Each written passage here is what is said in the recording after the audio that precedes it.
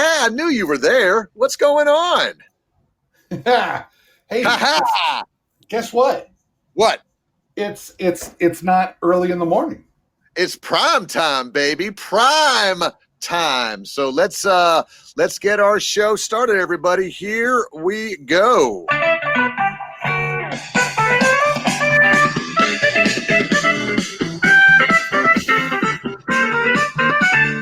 It's evolution and raps with Pete and Brian.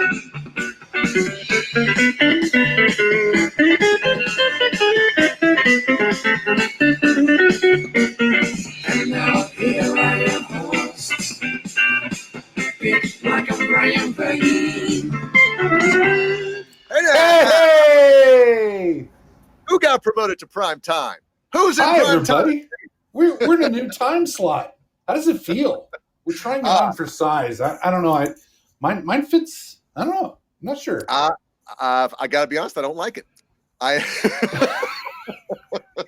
we're the ones who decided to do it. I'm a morning person, buddy. I'm a morning person. I get up, I get going. We're rocking and rolling 6, 7, 8 in the morning. By this time, which is like 8 o'clock Central, 9 o'clock on the East Coast, I'm ready to put on a little House Hunters International, and call it a night, man. But how about you? You're kind of a nighttime guy, though. You've always been a night owl, huh, Brian? I am a night owl. I do tend to stay up a little bit later than most. I've always been like that, and I'm not a morning person. But I'll tell you one thing that always has gotten me going on a Wednesday morning has been this show. Having said that, now that we're doing it in the evenings or afternoon, or just kind of taking it out for a spin, I enjoyed it today. I actually took the day off today, Pete. Oh, good for you, buddy. Way to go. Took a little PTO, personal time off.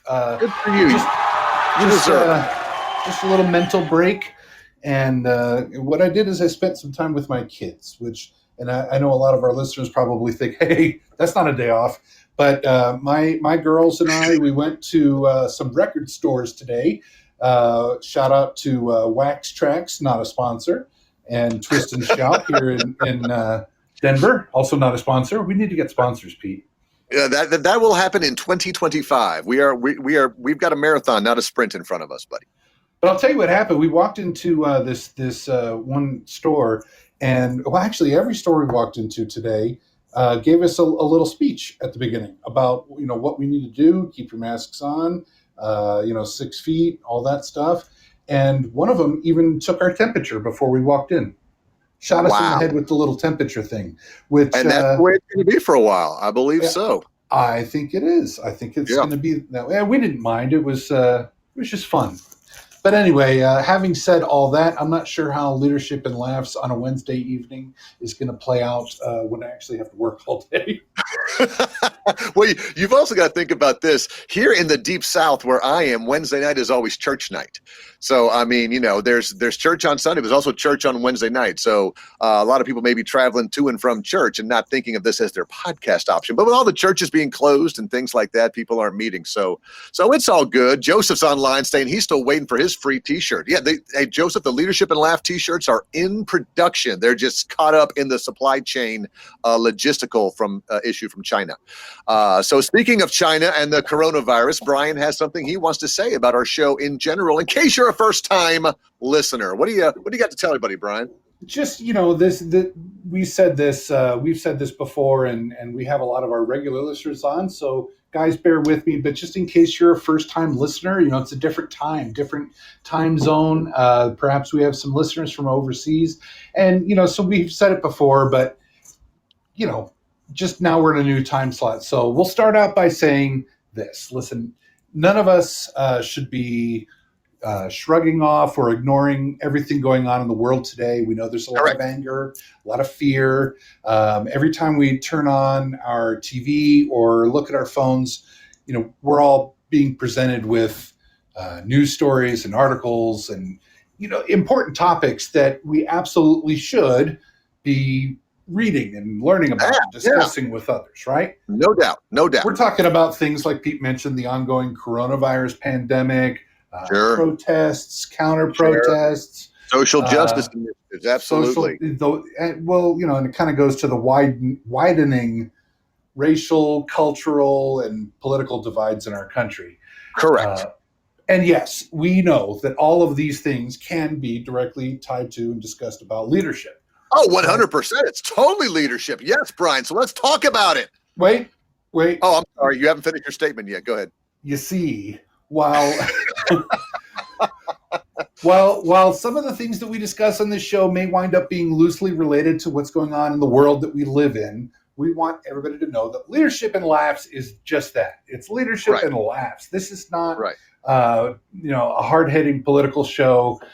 We encourage you to stay informed and engage with others on these topics, just like Pete and I do during the rest of the week. But for this 1 hour a week, we're going to do our best, and we pride ourselves on trying to keep this relatively stress-free and bring to you our own brand of humor and perspective on the topic of leadership and other things. So like game shows, for instance. Absolutely. So like Brian says, it's all about fun today. That's what it will always be about for us. We think that's important. Hopefully you as the listeners like that as well. So let's go ahead and get started. Brian's our king of leading off. Brian's going to give us 3 or 4 different articles, current events that are not controversial. We're going to talk through. This is a section I call Leading Off with Brian. Let's go. We're going to lead off. Pete, we're going to talk about opera. Everything's been closed. Opera, sports, the arts. You can't go to anything, right? And real question for you. Have you ever been to a live opera? I have. I've been to a live opera in Rome, Italy. No way. Yes, and it was fascinating. I'll tell you what, opera for me is a little bit like, we've talked before about seeing certain sports. Certain sports to me are fun to play, but not that fun to watch on TV. Right. Like I can't watch soccer, but I like to play soccer. Opera is sort of like that. If I've ever tried to see an opera on TV, it was kind of boring to me. But live, oh my gosh, it was fascinating. I have never seen an opera live, but I will tell you that my smoking hot wife, Sherry, sings opera. Let's go. Call in, Sherry.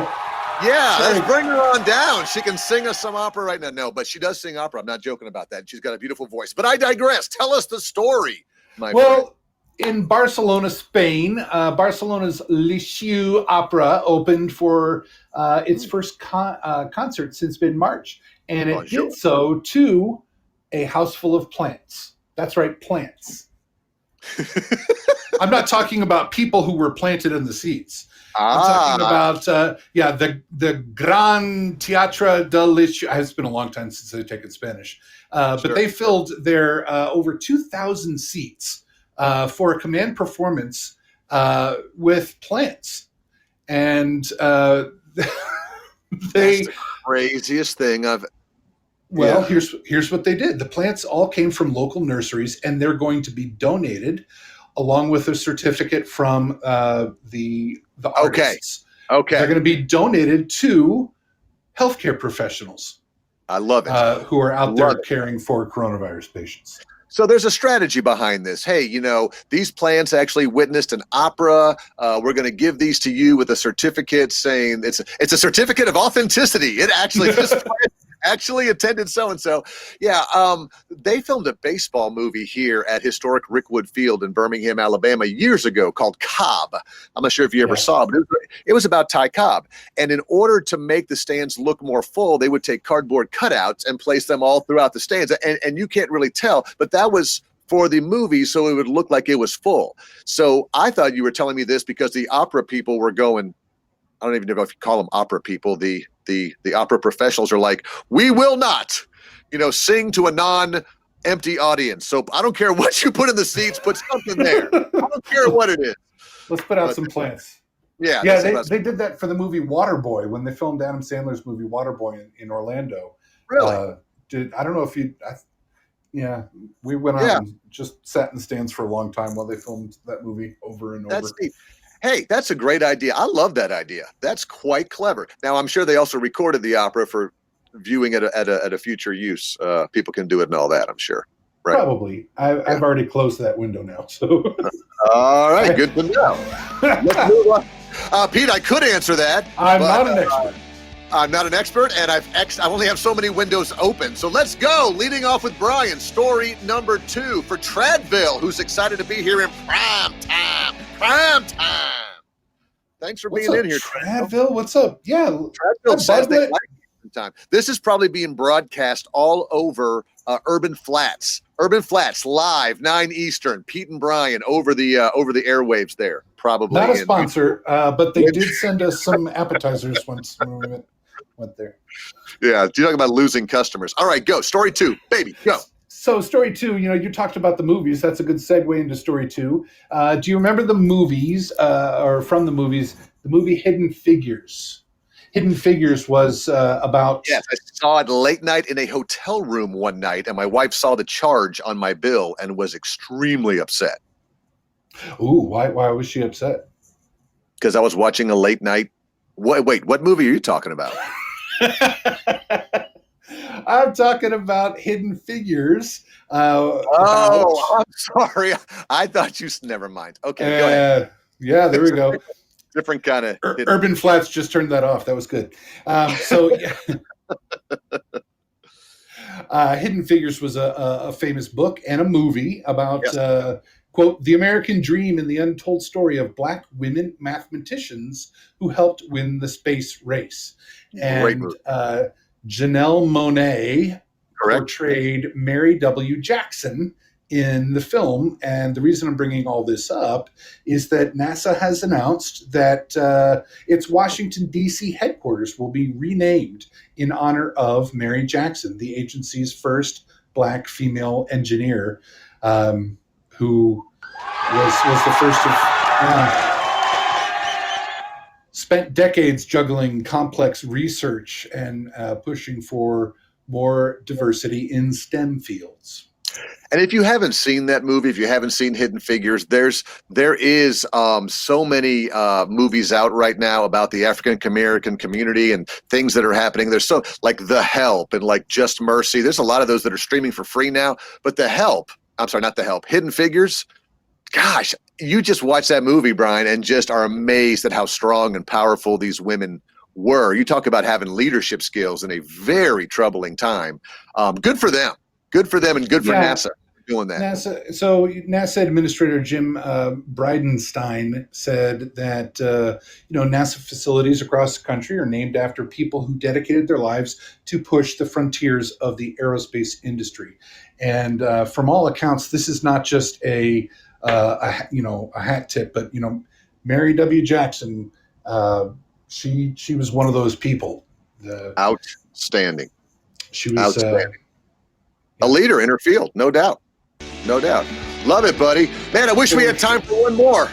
Oh, no, wait. We do. Leading up, story number 3. Go. Story number 3. How many of you are listening from the Sunshine State? They're in Florida, down in the southeast, and are dealing with an unusual amount of dust in the atmosphere. Have you heard of the Saharan dust cloud, Pete? I'm assuming it has something to do with the drug culture, Brian. The drug culture in Florida. Hey, this is a primetime show. I love it. Yes.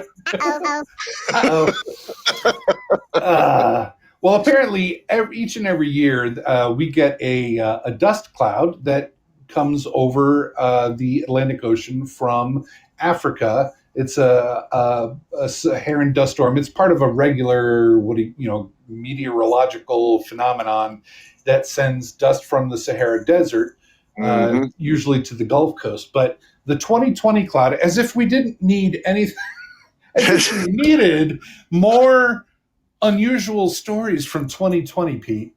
Right. The next thing you know, you're going to tell me about snaggletooth anchovies. Are going to. Yeah, we covered that. Go ahead. The 2020 cloud, the 2020 dust storm, has recently shrouded cities like Houston and South Florida, Miami, New Orleans in kind of a shadowy haze. It's driven up temperatures, like our friends in Florida need that. And, no doubt. That this particular cloud was far denser than usual. So an extreme outlier. They've dubbed the cloud Godzilla, and it's triggering air quality alerts for millions of people. So shout out to our family in Florida and to all our friends there in Central Florida that we made over the years working at Walt Disney World. Well, believe it or not, in Alabama, there are remnants of it that came through about a week ago, and you can tell during the sunsets there is a sort of haze. And after a couple days, you're just like, "Wow, it's kind of hazy up here." And then someone goes, "Dude, that's not the haze. That's the Godzilla cloud." And That's then you Godzilla. go and look, that's Godzilla. And then you go and you're like, "Oh, it is." So one of those things that, like you said, is normal and happens, but it's different. Hold on. Yeah, go ahead. I got one more additional breaking news for you.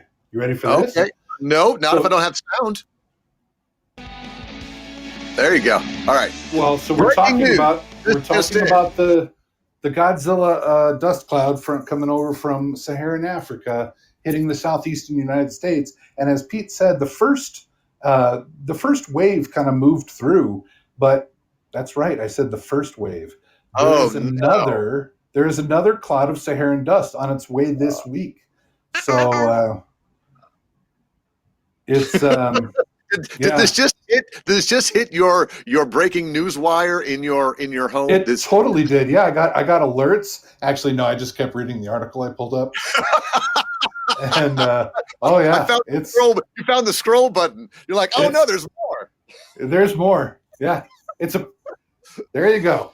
Oh, so man. Massive dust clouds are normal, but it's particularly bad this year. And let me tell you, Tradville typed in and said you can see the difference. So our friends up in the Northeast who listen and out west, maybe not, but she says you can see the difference that's going on. Thanks, Brian. Buddy, thanks for getting us leading off today. You know what we normally do right now is we do a little segment called They Did What? Did what? We're not doing that tonight. We're going to play two different games. We usually play over and under at this time. But we're gonna try. I'm gonna try leading the game, buddy. I'm gonna try leading the game for Brian. I'm pretty excited about this. So this music makes me happy. It does, doesn't it? From Television City in Hollywood. By the way, we like to watch the Game Show Network every now and then, and yes. When I was down at Panama City Beach on vacation, there's a deep channel that I'd never heard of before called Buzzr, Buzzr. And instead of playing new game shows, they show old game shows. So I was watching, a few weeks ago, I was watching Match Game 75 with Gene Rayburn, and everybody is drinking on the set. Oh, yeah. Everybody is smoking on the set. The double innuendos that were happening during that show were fun. And my parents just let me watch that show because most of it was going over my head at the time. I was like, it's fun to bring that up in a extreme coincidence that we've gotten used to between me and Pete. My family and I were watching the Game Show Network last night, and also watching the Match Game 73. Wow.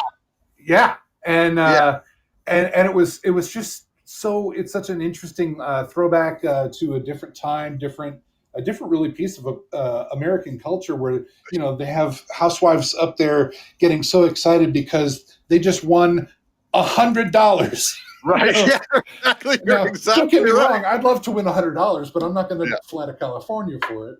Oh my word! But yeah, it's enjoyable. It's enjoyable. So here's what we're going to do, buddy. Okay. We're going to play a little game called Press Your Luck with quotations, pyramid style. I don't even know what that means. But here's what we're going to do, and I want y'all to play along with this. Terry's going to play along. I'm going to do a famous quote. I'm going to name a famous quote for you, Brian. You are going to try to give who said that quote. And if you're right, you give yourself a bell. If you're not right, I'll give you two other answers and say you can pick from these people. And then we'll have a talk about it, you and I, about how this affects our daily lives, either in leadership or family raising or friends or whatever it is. So if everybody's ready, you can play along as well. You can type in your answer.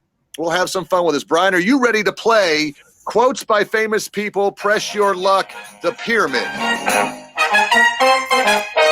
That's the longest name ever, but yes, I'm ready to play. Here we go. Quote number 1. Tell me and I forget. Teach me and I remember. involve me, and I learn. Tell me and I forget, teach me and I remember, involve me and I'll learn. What famous person once said that? I'm going to say that was American poet laureate Ozzy Osbourne. Okay, was it Ozzy Osbourne, Well, he was British.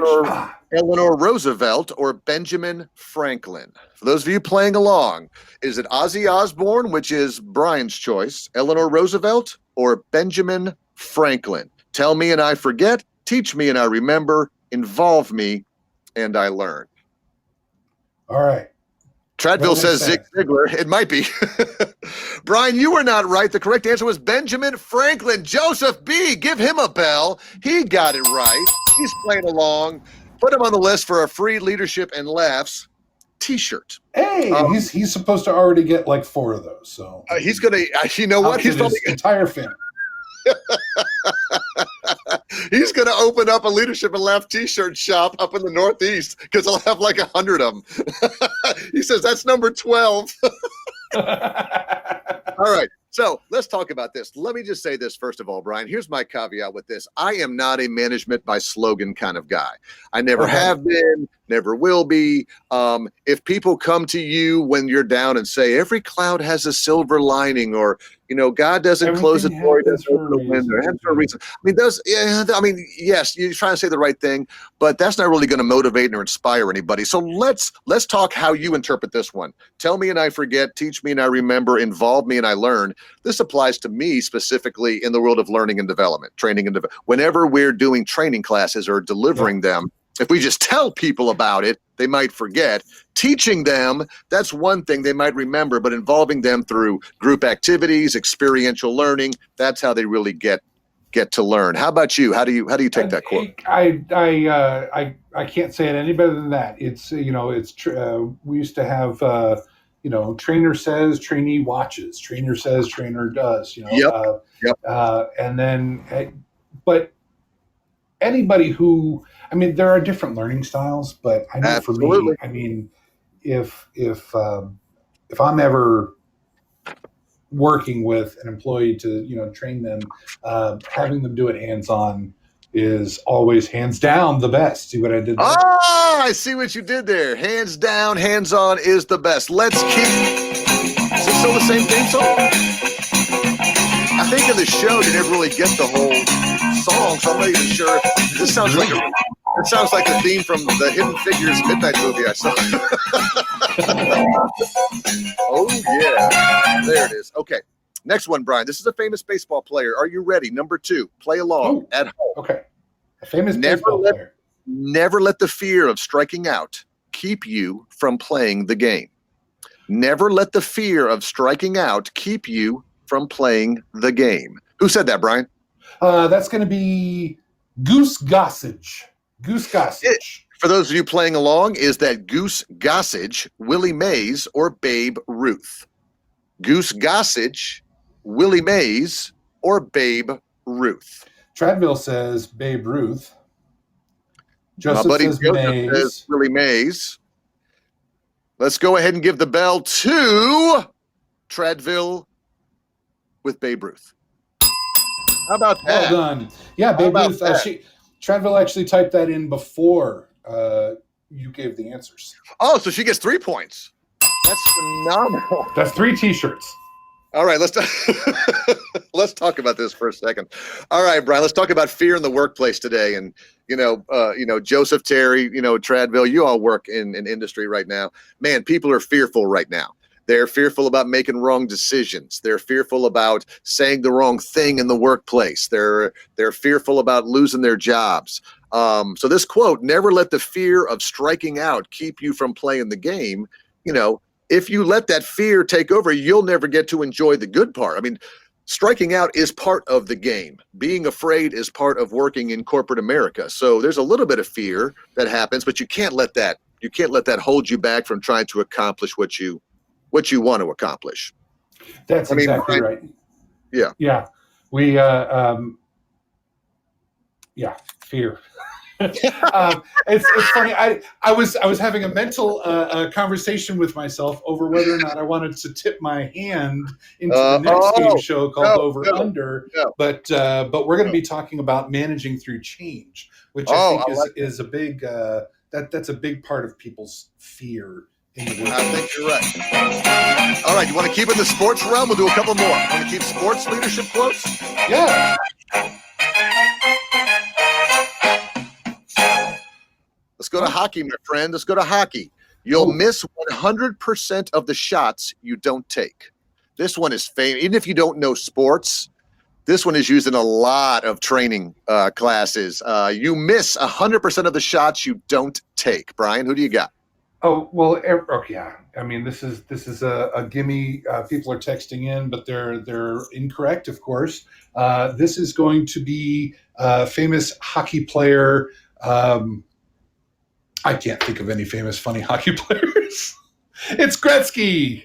It is Gretzky. Everybody give yourself a bell. Wayne We're not Gretzky. even thinking Joseph B. going for or. Yeah, Wayne Gretzky. Yeah, I don't know why, I don't know how we attribute this to him or when he said it or why he said it, but I'll tell you, I go to at least one training class a year, whether it's online or somewhere else, if someone doesn't put up this quote, Brian. And again, it just comes back to the idea that we as leaders, where's our courage? Where's our strength? Are we out there? If you can't win if you don't play the game, you don't take the shots, of course you're going to miss them. So there's a lot of good lessons. Yeah, there was the very famous leadership study that was a TV show called The Office. Michael Scott once said, "You miss 100% of the shots you don't take." Wayne Gretzky, Michael Scott. Michael Scott. And then I do remember that. Yeah. All right, we got time for one more, man. We got time for one more. Oh, okay. I think we have time for one more. Apparently we do. All right.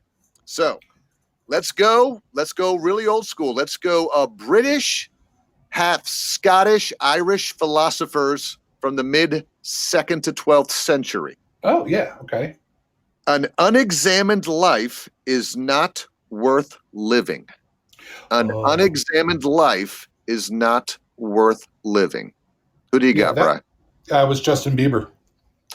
Is it Justin Bieber, Socrates, or Aristotle? Justin Bieber, Socrates, or Aristotle? An unexamined life is not worth living. Did you say Scottish? Yes, Scottish. Well, Scottish Irish, 12th to 2nd century. And then you said Aristotle and Socrates? Yeah, well, pre-Civil War. This was during the Louisiana Purchase times. So that was Dick Cheney.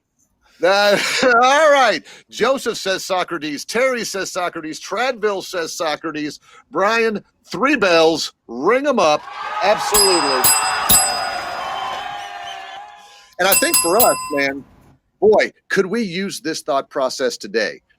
We are so, and again, we got to be careful with what we're talking about on the show, but have we examined what we're accomplishing in life? Have we thought back and said, am I on the right path? Am I doing the right thing? Whether it's parenting or being a good husband or being a father or impacting people's lives, or am I doing it the right way? Or have we ever stopped and thought about those things? Because if you don't examine your own life, according to this guy named Socrates, it is not worth living. How often do you stop and take stock, Brian, of where you are and what you're doing and examining the path you're on? Well, it's funny. I probably take this one a little to the extreme, which goes to the second quote about missing the shots you don't take.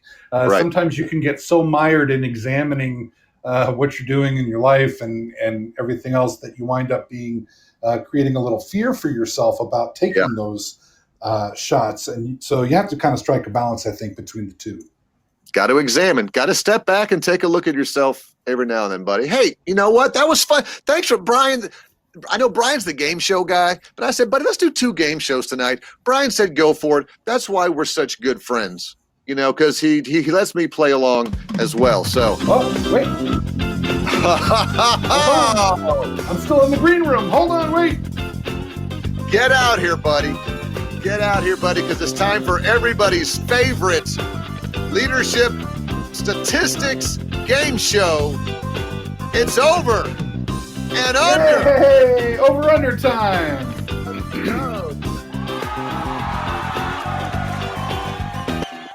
All right. So here's how the game works, everybody. Most of you on the line or listening are, if you're listening live, you've probably heard this game show before.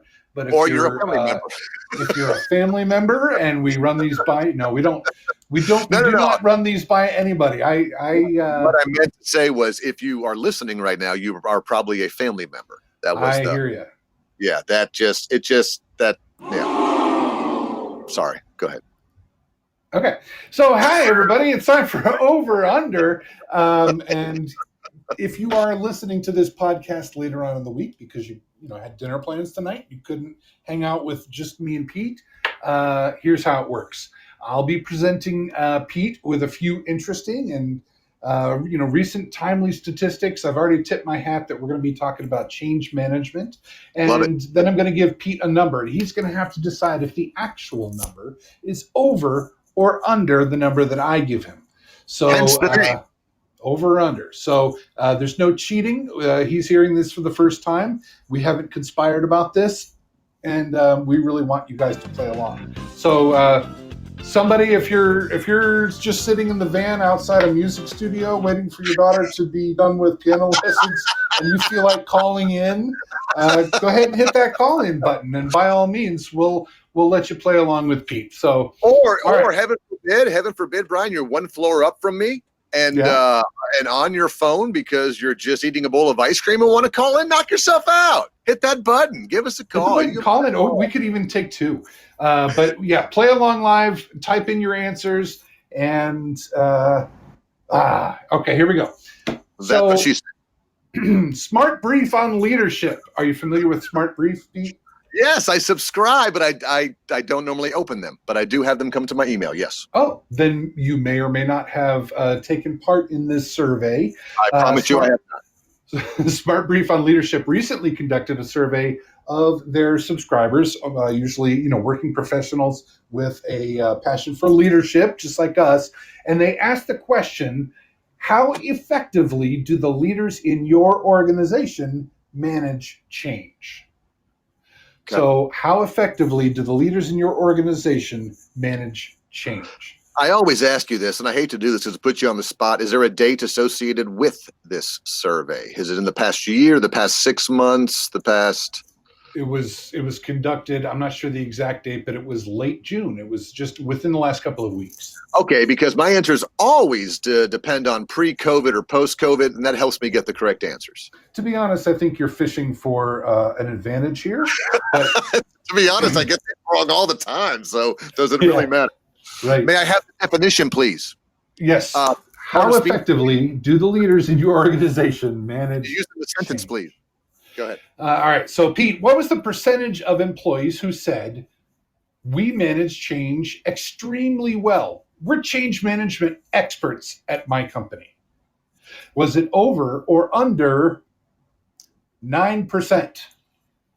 Oh, it's obviously over. I mean, but then it could be a trick question because you know that if you put something as low as 9, I'm going to take the over. So I've got to think about what the correct answer is versus how you're going to try to stick it to me every single time. So he is considering game theory right now. All right. So Buglet's going over, Tradville's going over, Joseph's going over. My first response was over. So if you're trying to beat the system, you've sort of done it to all of us. Give it to me, baby. I'm giving the bell to myself. It was under. Oh. The answer is actually only 8% of respondents said we handle change extremely well. That is horrifying.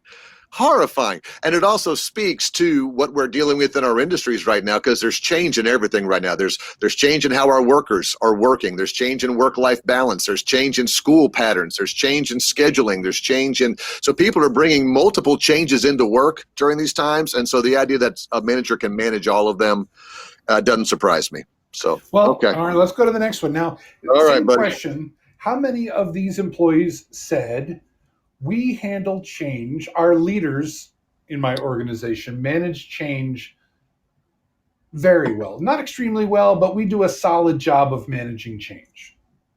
They gave their leaders the pretty good.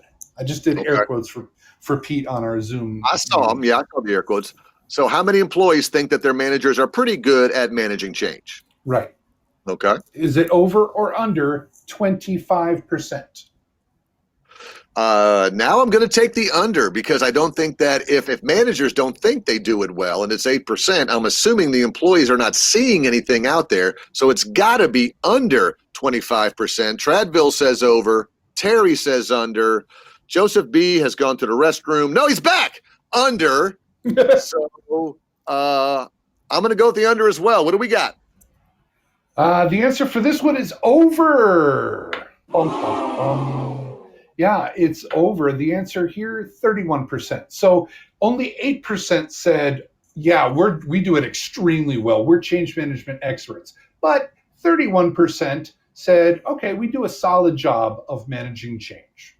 Wow. Okay. All right. So we're not going to, and sidebar conversation here. If you remember working at Disney did this big thing about ratings, and Disney would survey, they probably still do, surveys anybody. If you see somebody with an iPad walking towards you in a theme park, run. Oh, yeah. They're going to ask you some questions, but it's always about the excellent score. It's not about very good, just okay, or poor. It's always about excellent, because we were always taught that the guest intent to return to Disney was like 3 times higher if they rated their stay excellent versus if they rated their stay very good. It was so much important. It was so much more important to move the needle on excellent than it was on very good and good. So it's interesting to hear you say not a lot of people rate themselves as excellent, which isn't surprising, but they do rate themselves as very good. So yeah, interesting. All right. Interesting. All right, buddy. I just hope there's one more. One more. All right. Uh-oh. What? So we asked our employees, how effectively do the leaders in your organization manage change? What percentage of employees said marginal at best? Marginal at best. All right, read it again. Read it again. This is. You don't want to read it again? How effectively do the leaders in your organization manage change? What is the percentage of employees who answered marginal at best? So and poor at worst. You know, like marginal at best. Okay, I've over. Okay, what's the number in your head? No, because then you're going to change. Because then you're going to change yours. Okay, is it over or under 55%? Sammy Hagar, over, 55. Over. No one likes their leadership. No one trusts management. No one thinks anything's going well right now. It is 100% over. Joseph believes me. Buglet believes me. Tradville's going out on their own. I'm 100% it's over, Brian. Bring it. Pete, you got a bell. Thank you. 1 out of 3. It's over. 60% of the survey respondents said that it's marginal at best. Let me tell you why Tradville guessed under, because she's such a phenomenal leader and manager. She's putting herself in the shoes and realizing her employees would never say that she's marginal at managing change. So that's why she marginal at anything. Oh, my word. There's no doubt. So, Joseph, good job. Buglet, good job. Man, that was fun. Was that your last one for the day? Was that? Well, yeah. But I have a did you know later on that we can tie back to this. Oh, see what I did? Yeah, we can absolutely talk about. I would love to talk about that. Let's see here. No, that's not what we want, buddy. That's not what we want. Okay, we're gonna do the game show again, everybody. Let's reset. What was that? What are we looking for? Oh, that's what we're looking for. There it is. There it is. You know what today is, Brian? It's opening day for Tokyo Disneyland. Let's give a shout out to Tokyo Disneyland. Bonjour. Bonjour. They opened up over there. Sayonara. Adios. I love this Disney music, buddy. Willkommen. Yeah, no, this does absolutely remind me of being in the Magic Kingdom there, or you know what? It could be Epcot. Remember when they had the big Barbie car at Epcot? Okay, number one, you're dating us. But number two, yeah, it's time for the Barbie show to come out and drive all around where Barbie belongs, which is World Showcase in Epcot. Because nothing says the world like Americanized Barbie car. Barbie car. That's good stuff. All right, well, everybody, this is what's called the Daily Disney. We spend just a few minutes. Brian and I spent some time at the fabulous The Walt Disney Company for over 25 years combined. We learned a lot of good lessons there. We'd like to take about 5 minutes just to share some Disney leadership lessons. Now, we know Disney's not a perfect company, Brian. We get that, and some people aren't big fans, but I'm telling you, you learn a lot about strategy, you learn a lot about business processes, you learn a lot about leadership. And my 13 years, I learned a tremendous amount, and I've taken those lessons and applied them where I go. I know you've done the same where you work at Rotec, and at a location where you work, and other places. We'll edit that out later. Doggone it all. No, but you're exactly right.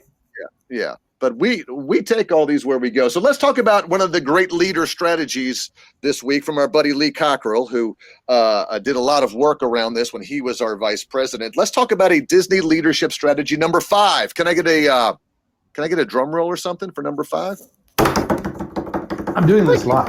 This is actually happening. I'm doing this. And hanging on my desk. That's why we have no sponsors. Okay. Number 5 of 11, implement effective, structured processes for getting things done. Implement effective, structured processes for getting things done. Now, this sounds simplistic, buddy, but where I work, a lot of times in local government, we are struggling with the process. We have processes and laws and rules and regulations. And why do we do it that way, Brian? Because we've always done it that way.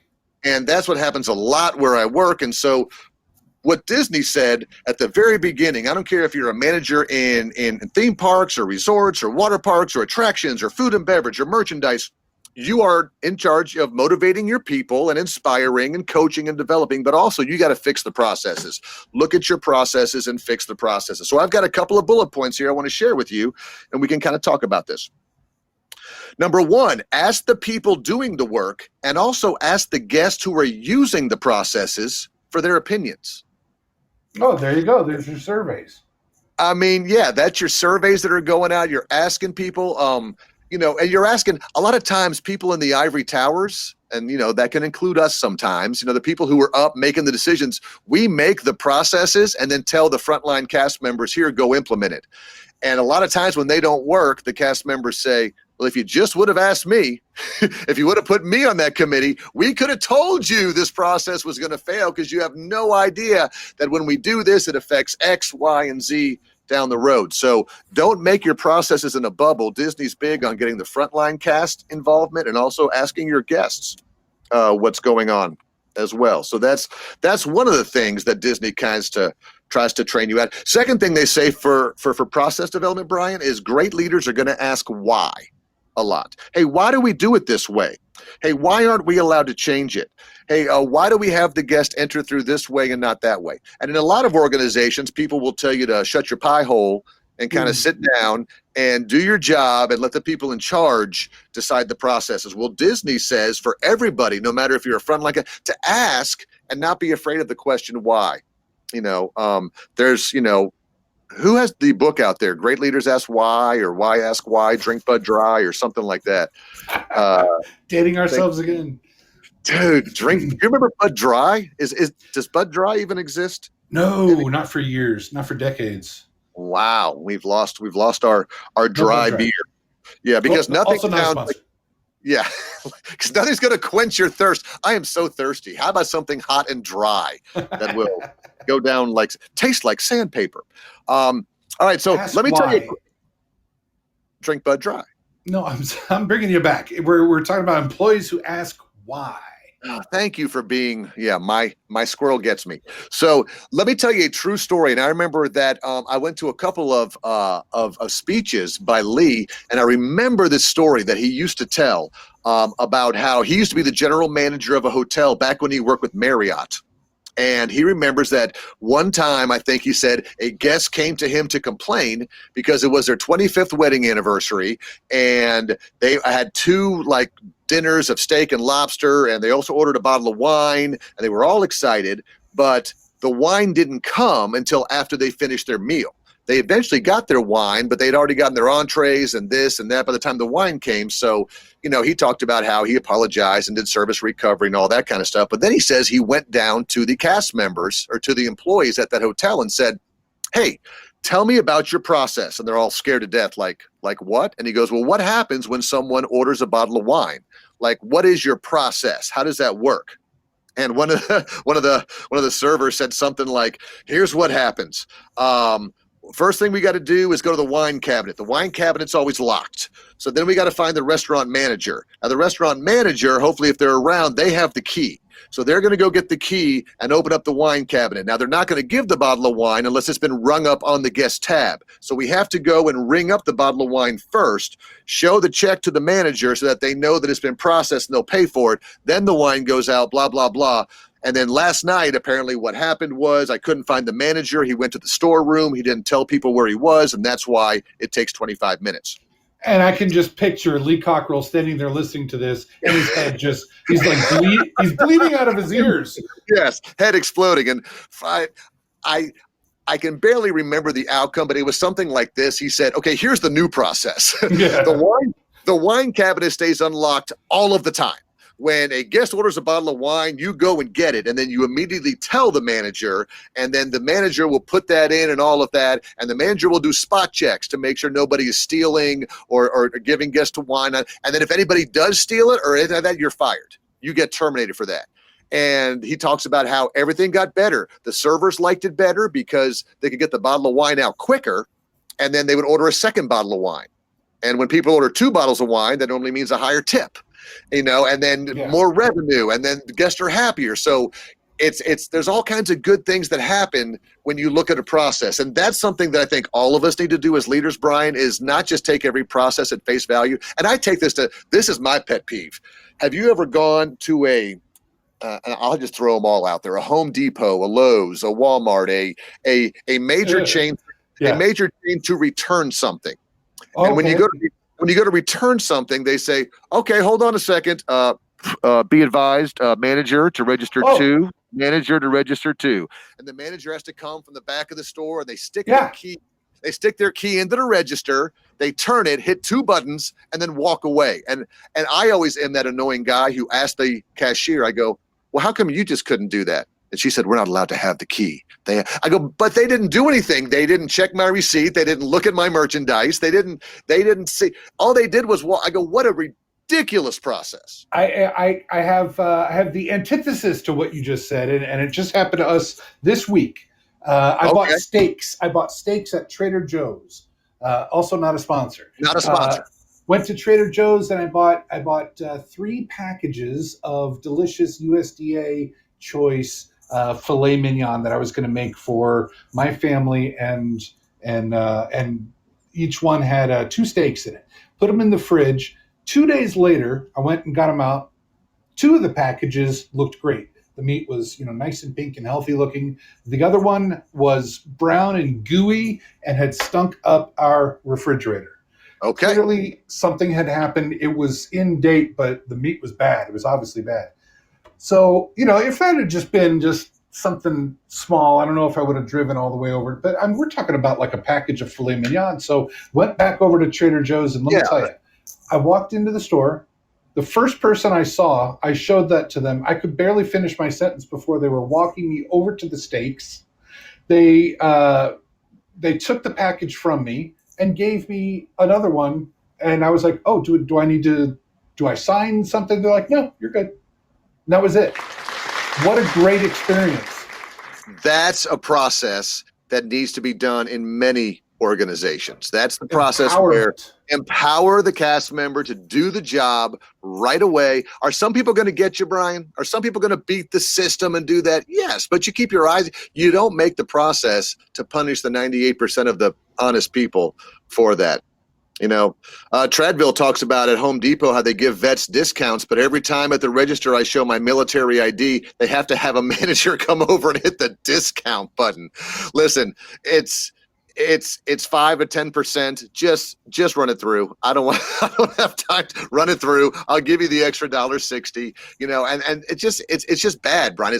So that's something that I think I learned, and all of us can learn, is if you're going to be a great leader, it's not your job to just take all your processes at face value. You've got to go ahead and question them, and always look for ways to kind of improve them. And this is why I kind of wish, in a way, Brian, you and I were still working at the theme parks right now.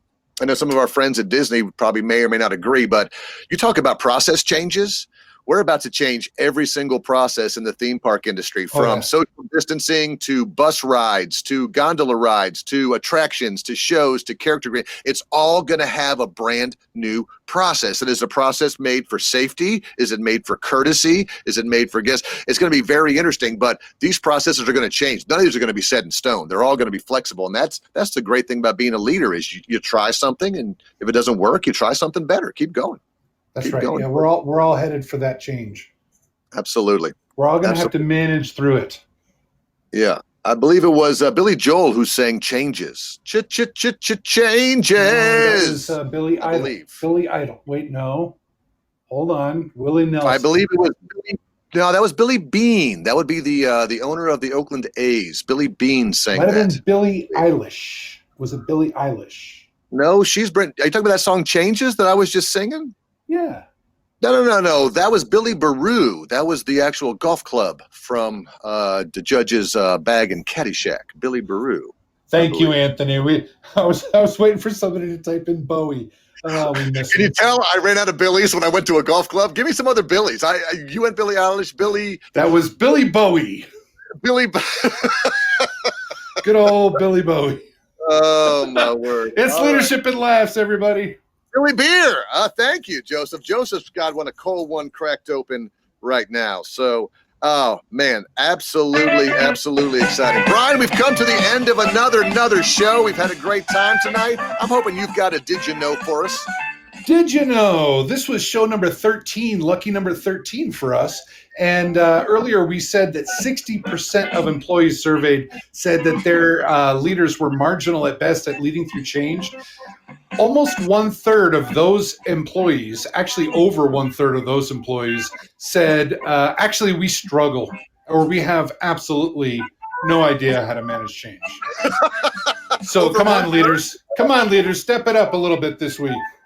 Man, and like we were talking earlier, there's not a day goes by in my workplace that a change isn't happening. Whether it's the mask policy or work-life schedules, or you're working from home. No, you're working remote. No, change is constant. Well, we've got to be good at this and figuring it out. Hey, shout out to everybody who was on the show today. Anthony likes to drink during the nighttime show. It's hard to get you could have a mimosa, I guess, Anthony, at 7 a.m. Get your day started. Yeah.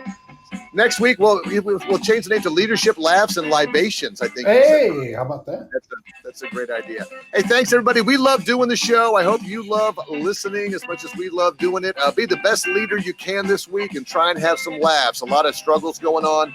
Laugh where you can. We appreciate you all. Brian, love you guys.